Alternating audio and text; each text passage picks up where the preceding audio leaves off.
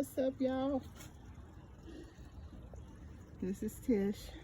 Just wanted to show you guys my outside garden here. Pretty established now. Didn't want to update you until I got some things going here, but lots of herbs going on here. Some flat leaf and curly parsley and some other things. My hibiscus tree, I started over. She was about 10-12 feet, and I let her grow wild. I didn't braid it or prune her, and so she just got too big for the house. So I cut back and starting over. I'll braid and twist it and prune it this time so that I can have those pretty tops. So yeah, and then I'm doing pak choi this year. This is my first year doing it, and I think I'm doing pretty good. I let this one bolt to seed so that I can seed them in, I'd say, into June, July, because they like cold. They're a cold weather crop. They like the cool weather.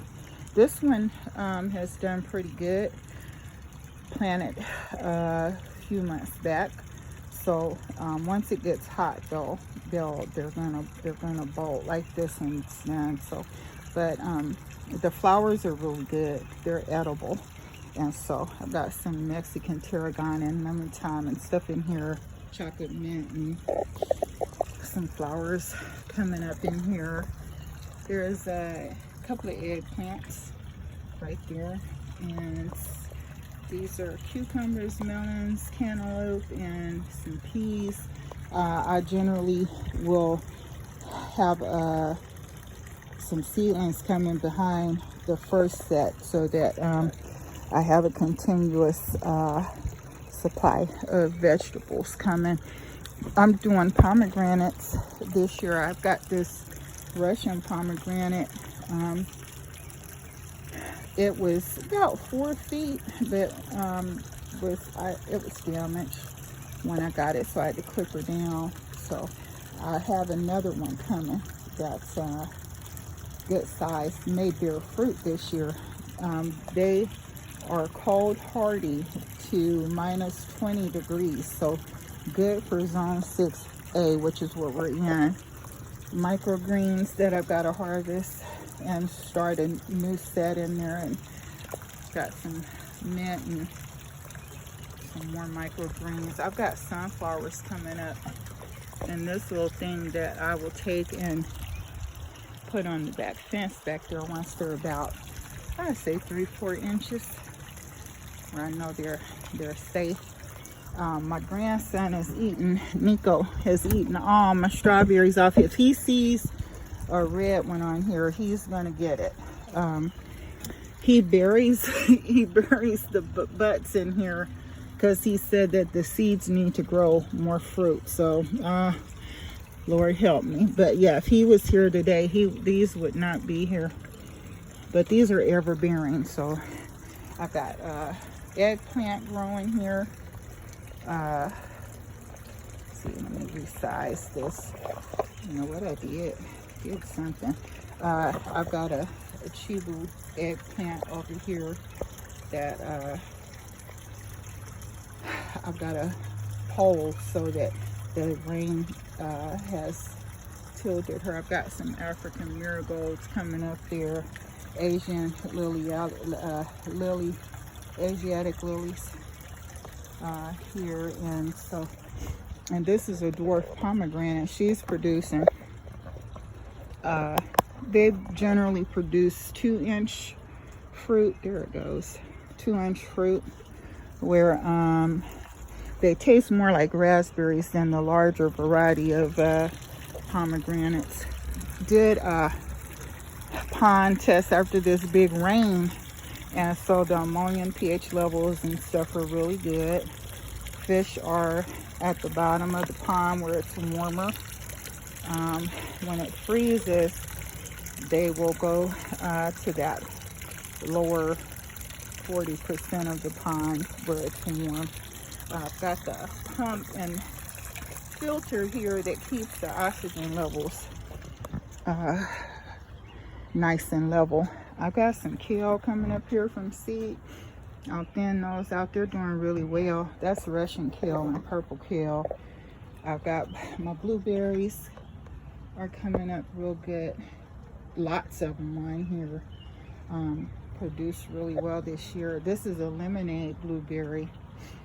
And I've got some bee balm, lemon balm for tea. I will transplant those to this pot soon as I get a minute. Let's see, there we go. I've got some American eggplant black beauty in these pots, the 2 black pots, and then a variety of things. Those are pear tomatoes that I seeded from. I actually have a transplant in the back I'll show you that I got from the garden center. But I've got zucchini and crookneck, and these are cauliflower. Yeah, cauliflower growing inside.